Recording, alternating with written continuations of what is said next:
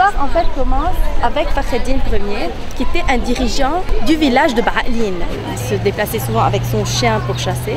Et un jour, son chien va revenir à lui avec le museau plein d'eau. Et c'est là qu'il va découvrir la source de Chalout. Donc Fakhreddin Ier va décider de fonder son village autour de cette source qui va alimenter ce village et la belle fontaine qui décore aujourd'hui la place centrale de ce village, le Midal.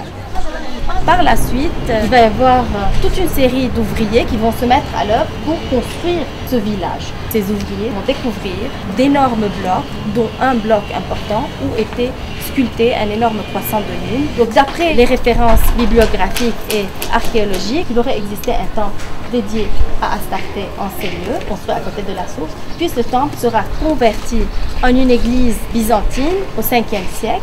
Cette église va être détruite par un important tremblement de terre au 9e siècle, à la suite duquel aussi le village semble avoir été abandonné.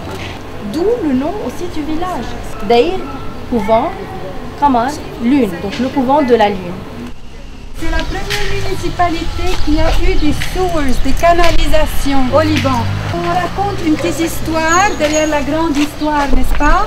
Mais les Turcs qui ne savaient pas comment mettre les Libanais à genoux, ils ont trouvé le moyen, n'est-ce pas, en obligeant la municipalité de Deir el-Amar de payer elle-même son dallage et ses sewers.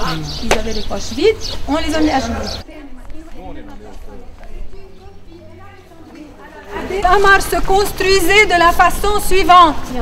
Les palais vers le haut et le peuple est vers le bas, autour de l'église.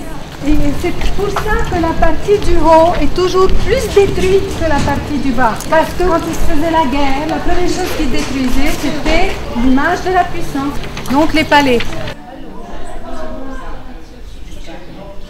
Ce sont les premiers peintures qui ont été faits au Liban. Par la suite, quand l'émir Bachir a quitté Deir el-Amar à cause de l'assassinat de mon ancêtre, il a été habité Beit el-Din et ils ont fait les bains turcs là-bas. Les premiers bains turcs authentiques au Liban, ça a été cela. Au départ, ça a été conçu par l'émir Ahmad Shihab.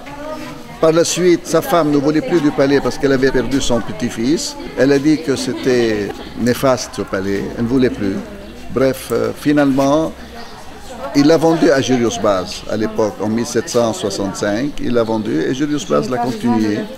Il a fait le bain turc, il a conduit au second étage, il a tout continué par la suite. Et on l'a depuis. Deir el-Amar maintenant fait ce qu'elle peut pour subsister et rester. Ce qu'il y a de bien, c'est que la direction des antiquités, déjà dans les années 30 et 40, avait classé d'abord les maisons, puis les quartiers, puis la ville elle-même comme monument historique. Et c'est pour cela qu'on a réussi à préserver tant que l'on pouvait se cacher qu'il existe, je crois, une part.